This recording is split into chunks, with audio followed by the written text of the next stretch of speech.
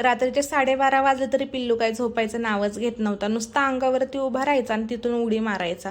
कसं तरी करून त्याला 1 वाजेपर्यंत झोपी घातला आणि 1 नंतरनं मला काही झोपच येईना. कशी तरी मी पण 2 वाजेपर्यंत झोपी गेले. 2 वाजता मला चांगली झोप लागली आणि सकाळी मला 5:30 वाजता उठून टिफिन द्यायचा होता. तर मग 5:30च्या ऐवजी मला थोडासा उशीर झाला उठायला. 5:45 वाजले होते. त्यांना 6:30 6:15 वाजता घरातून निघावं लागतं. तर आज इकडे मी त्यांच्या टिफिनमध्ये हरभरा आणि मटकीची मिक्स अशी भाजी बनवलेली होती. करायची तर फक्त मटकीचीच भाजी होती, पण कमी झाली असते म्हणून हरभरे पण याच्यामध्ये ॲड करून टाकले. रात्रीच हरभरे भिजू घातले होते.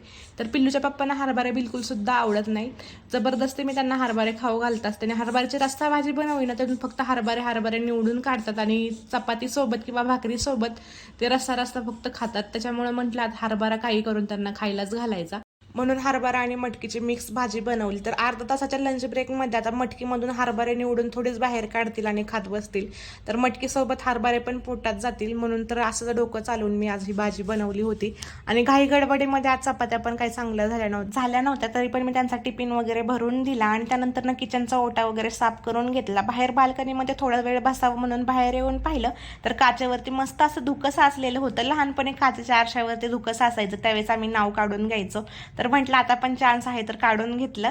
थोडंसं बाहेर पाहिलं, एकदम हिरवगार आणि एकदम फ्रेश असं वातावरण झालं होतं. हातासरशी लगेचच भांडी वगैरे घासून घेतली, झाडू वगैरे मारून घेतला, ओला सुका कचरा बाहेर नेऊन ठेवला, लगेचच आंघोळ वगैरे केली. म्हटलं कपडे नंतर धुता येतील पिल्लूच्या आंघोळ झाल्यावरती. तर पिल्लू झोपला होता म्हणून म्हटलं चला आपण पण थोडंसं झोपून घ्यावं. तर आजचा व्हिडिओ एवढाच होता. आवडला असेल तर लाईक, शेअर आणि सबस्क्राईब करून